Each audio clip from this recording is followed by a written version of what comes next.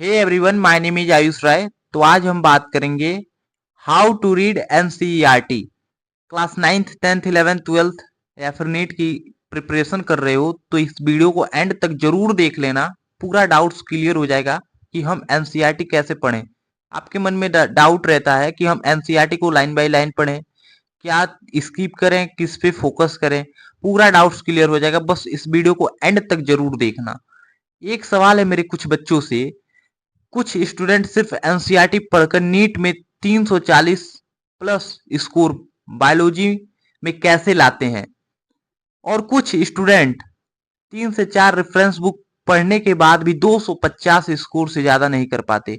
यानी कि कुछ स्टूडेंट जो कि सिर्फ एनसीईआरटी पे डिपेंड रहते हैं, एनसीईआरटी पढ़कर 340 से ज्यादा स्कोर करते हैं, वही कुछ स्टूडेंट 3 से 4 रेफरेंस बुक साइड बुक पढ़ के भी 200 से 50 मतलब 250 से ज्यादा स्कोर नहीं कर पाते।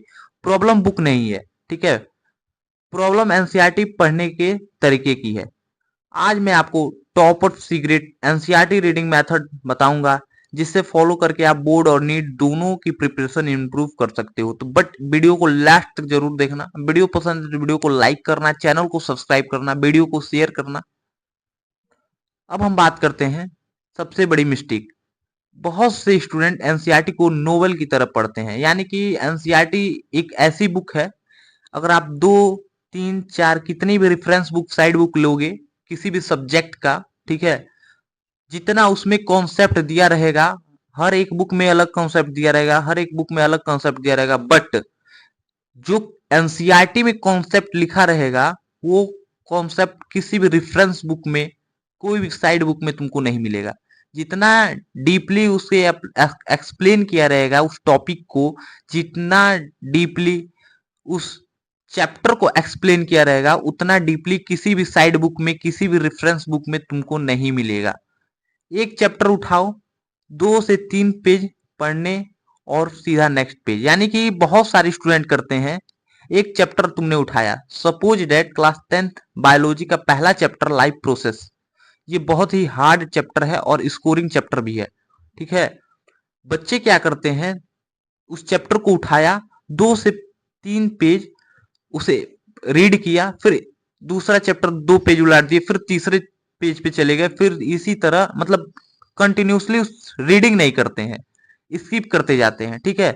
ये गलती तो करना ही नहीं है, ठीक है। उसके बाद इस तरह पढ़ने से सिर्फ रीडिंग होती है, लर्निंग नहीं होती। देखो, कभी भी तुम अगर पढ़ते जाओगे, मतलब 1 पेज 2 पेज 3 पेज पढ़ रहे हो, फिर तीसरा पेज स्किप करके चौथे पेज पे चले गए, तो इसे लर्निंग नहीं कहलाता है, इसे सिर्फ रीडिंग कहलाता है कि तुम एक बुक को रीडिंग कर रहे हो। और रीडिंग करने से तुम्हारा कॉन्सेप्ट कभी नहीं क्लियर होगा, इतना याद रख लेना, ठीक है। एनसीईआरटी को पढ़ना नहीं, देखो एनसीईआरटी को कभी पढ़ना नहीं है, समझना और याद रखना होती है। मतलब एनसीईआरटी को तुम पढ़ोगे, ठीक है, कुछ नहीं बेनिफिट मिलेगा तुम्हें। एनसीईआरटी को तुम जितना समझोगे, ठीक है, जितने उस टॉपिक को समझोगे, जितने उस वर्ड को तुम समझोगे, और जितना ही तुम अपने से उसे याद करोगे कि अपने लैंग्वेज में कि वो कहना क्या चाहता है, तो पूरा तुम्हारा डाउट्स क्लियर हो जाएगा। अगर तुम एग्जामिनेशन हॉल में भी बैठते हो तो फिर कोई तुमको डाउट नहीं रहेगा, तुम अच्छे से उसे लिख पाओगे, उस क्वेश्चन का आंसर लिख पाओगे। मैं एक बात बता देता हूं आज तुमको, कि अगर तुम किसी भी क्वेश्चन का आंसर देते हो, अगर तुम क्लास 9th में हो, 10th में हो, 11th 12th या फिर 10th के बोर्ड एग्जाम या फिर 12th के बोर्ड एग्जाम में बैठे हो, एग्जामिनेशन हॉल में बैठे हो, अगर एनसीईआरटी का क्वेश्चन तुम्हारे पास है, ठीक है, उस किसी भी सब्जेक्ट का क्वेश्चन तुम्हारे पास है, अगर तुम उस क्वेश्चन में एनसीईआरटी का तुम आंसर लिखते हो तो तुमको फुल मार्क्स मिलने से कोई नहीं रोक सकता। भले तुम रेफरेंस बुक साइड बुक का आंसर लिखोगे तो नंबर कट सकते हैं, बट अगर तुम एनसीईआरटी के लाइन बाय लाइन आंसर को तुम लिख देते हो तो मेरी गारंटी है तुम्हारा नंबर कोई नहीं काट सकता, ठीक है। अब आगे बढ़ते हैं। फर्स्ट स्टेप आता है चैप्टर ओवरव्यू, ठीक है। चैप्टर शुरू करने से पहले सिर्फ 5 मिनट देना उस चैप्टर को, ठीक है। अगर उस चैप्टर को तुम शुरू करते हो तो 5 मिनट सबसे पहले देना।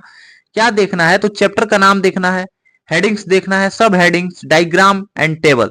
ये सब पहले देखना है, ठीक है। 5 मिनट, शुरू के 5 मिनट में चैप्टर स्टार्ट करने से पहले इन चीजों को देखना, ठीक है। इससे दिमाग को पहले ही आइडिया मिल जाता है कि चैप्टर किस बारे में है। यानी कि अगर तुम्हारा चैप्टर फर्स्ट है लाइफ प्रोसेस क्लास 10th का, तो तुम उसके सबसे पहले चैप्टर का नाम तुमने देख लिया, लाइफ प्रोसेसेस है। हेडिंग्स तुमको देखना है, क्या क्या हेडिंग्स है, न्यूट्रिशन, हेटरोट्रॉपिक, एक्सक्रीशन, ट्रांसपोर्टेशन, जितने भी उसमें हेडिंग्स हैं, सब हेडिंग्स कितने हैं, डायग्राम्स उसमें कितने दिए गए हैं, कैसे लेबलिंग की गई है, कैसे कौन सा डायग्राम किस तरह से बना है, और उसमें टेबल्स यानी कि difference between heterotrophic, meiosis, mitosis, aerobic, anaerobic, जितने भी उसमें डिफरेंस दिए गए हैं टेबल के, या फिर कोई सा भी टेबल दिया गया है, उसे 5 मिनट तुम पहले एनालाइज करना, ठीक है। पहला स्टेप ये कहता है। दूसरा स्टेप क्या कहता है, एक्टिव रीडिंग। अब लाइन बाय लाइन पढ़ना, हर पैराग्राफ के बाद खुद से पूछना इस पैराग्राफ का मेन पॉइंट क्या था।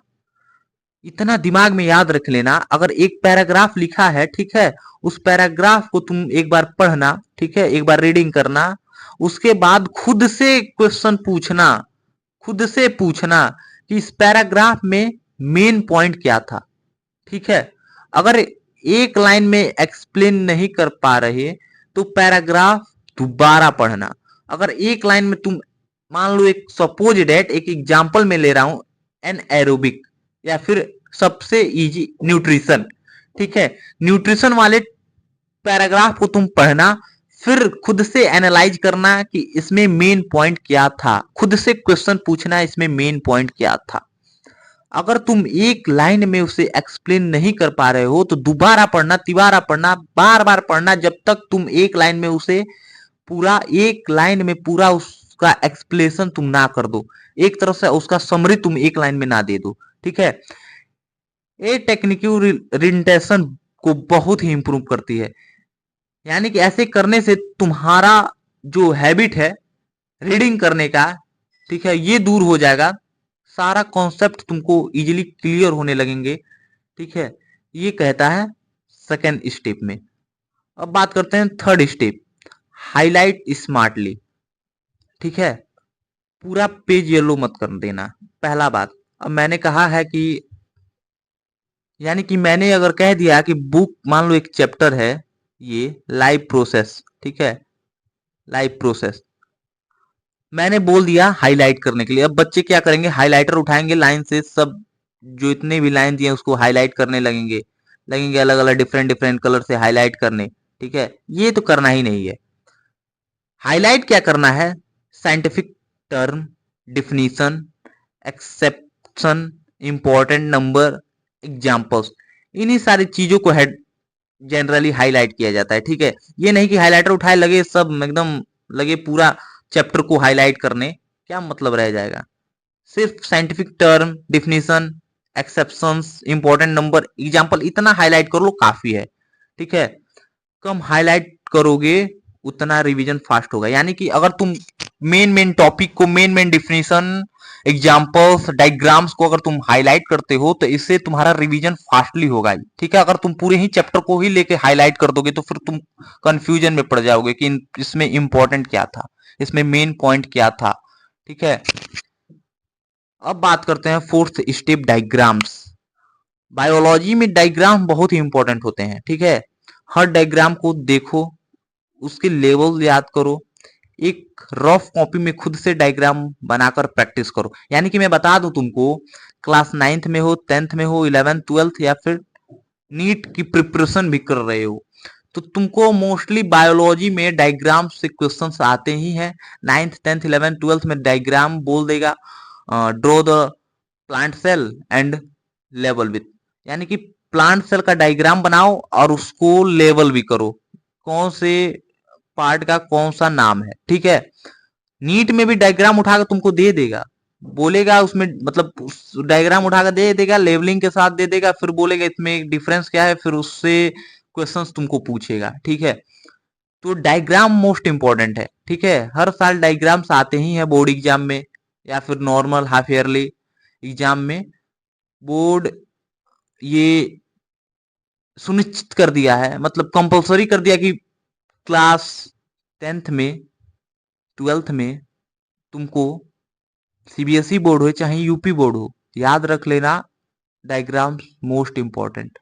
ठीक है, हाफ ईयरली एग्जाम होते हैं स्कूल में, उसमें भी डायग्राम्स आते हैं। ठीक है, बोर्ड में भी मार्क्स मिलेंगे। अभी मैं बताया हूं कि बोर्ड कंपलसरी कर दिया है कि डायग्राम्स आते ही हैं। हर साल तुम बोर्ड का पेपर उठा के देख लेना, उसमें डायग्राम्स पूछता है। ठीक है, और नीट में भी कॉन्सेप्ट क्लियर होगा। अभी मैं बताया हूं ना, नीट में भी पूछता है डायग्राम से, सीधे डायग्राम उठा के दे देगा, फिर उससे क्वेश्चंस पूछेगा। ठीक है, फोर्थ क्या बोलता है, डायग्राम। डायग्राम को पूरा एनालाइज करना, रफ कॉपी में प्रैक्टिस बार बार करना। जितना तुम प्रैक्टिस करोगे उतने तुम्हारे माइंड में सेट हो जाएगा। फिर एग्जामिनेशन हॉल में पूछ बैठोगे तो किसी भी टाइप्स का डायग्राम अगर बोलेगा तो तुम बिना सोचे बना दोगे। ठीक है, फिफ्थ स्टेप क्या कहता है, रिवीजन प्लस एमसीक्यू। चैप्टर पढ़ने के तुरंत बाद, यानी कि चैप्टर पढ़े उसके जस्ट बाद 5 मिनट रिवीजन करो, फिर 20 से 30 एनसीईआरटी बेस्ड एमसीक्यू सॉल्व करो। यानी कि कई सारे वेबसाइट्स हैं, ठीक है, जिसपे तुमको उस चैप्टर से रिलेटेड एमसीक्यू मिल सकता है। एआई, तुम एआई से बोलोगे, चैट जीपीटी से, जेमिनाई से, तो तुम वो उस चैप्टर का हार्डेस्ट एमसीक्यू बना देगा। ठीक है, चैप्टर पढ़ने के बाद 5 मिनट रिवीजन करो उस चैप्टर के, फिर 20 से 30 एमसीक्यू सॉल्व करो। मिनिमम मिनिमम 20 से 30। अब मैक्सिमम तुम्हारा जितना हो, 100 200, जितना तुम करोगे उतने तुम्हारे लिए बेनिफिशियल होगा, बेनिफिट होगा तुम्हारे लिए। ठीक है, जहां गलती हो वापस एनसीईआरटी खोलकर वही टॉपिक पढ़ो। ठीक है, अगर मान लो एक क्वेश्चन है, ठीक है, कि अगर फोटोसिंथेसिस हो रहा है उसके दौरान कौन सा ऑक्सीजन रिलीज हो रहा है, ऑप्शन है कार्बन डाइऑक्साइड, ऑक्सीजन, ठीक है, नाइट्रोजन, हाइड्रोजन, एग्जाम्पल। ठीक है, अगर उस क्वेश्चन का आंसर तुम नहीं दे पा रहे हो, गलत कर दिए, तो फिर उसी टॉपिक में जाओ, फोटोसिंथेसिस को तुम उसी टॉपिक को दोबारा से पढ़ो कि कहां गलती हुई है तुम्हारा, कहां सा कौन सा टर्म, कौन सा वर्ड तुमसे छूट गया है। ठीक है, इसी प्रोसेस से वीक टॉपिक स्ट्रांग बनते हैं। अगर यही तुम प्रोसेस करोगे, एमसीक्यू सॉल्व करोगे, ठीक है, प्रैक्टिस करोगे, तो फिर तुम्हारा जो भी डाउट रहेगा, जो भी एमसीक्यू तुम नहीं सॉल्व कर पा रहे हो, जिस भी टॉपिक में तुमको डाउट रहेगा, फिर उस टॉपिक को तुम एनालाइज करोगे 1 बार 2 बार 3 बार, तो तुम्हारा वो टॉपिक स्ट्रांग हो जाएगा। ठीक है, अब बात करते हैं हम आगे, टॉपर सीक्रेट। जो भी बच्चा लास्ट तक जुड़ा है उसको अब बेनिफिट मिलेगा। ठीक है, क्या मिलेगा तो मैं बताने वाला हूं कि टॉपर सीक्रेट, कि टॉपर्स कैसे एनसीईआरटी को पढ़ते हैं। सबसे पहले टॉपर्स एनसीईआरटी के बाहर नहीं पढ़ते, यानी कि यहाँ पे टॉपर्स एनसीईआरटी के बाहर, सॉरी यहाँ पे मिस्टेक हो गया है, बाहर होगा। ठीक है, बाहर नहीं पढ़ते, वो उसी एनसीईआरटी को बार बार रिवाइज करते हैं। फर्स्ट, पहले रीडिंग में क्या करता है, मैक्सिमम मैक्सिमम तुमको 4 बार एनसीईआरटी को तो पढ़ना ही है। पहले रीडिंग में अंडरस्टैंडिंग, दूसरे रीडिंग में हाईलाइटिंग, तीसरे रीडिंग में memorising, and fourth reading and last reading revision plus question. ठीक है, ये तुम्हारे कुछ रीडिंग स्टेप्स हैं। पहले में अंडरस्टैंडिंग, दूसरे में हाईलाइटिंग, तीसरे में मेमोराइजिंग, एंड फोर्थ में रिवीजन प्लस क्वेश्चन।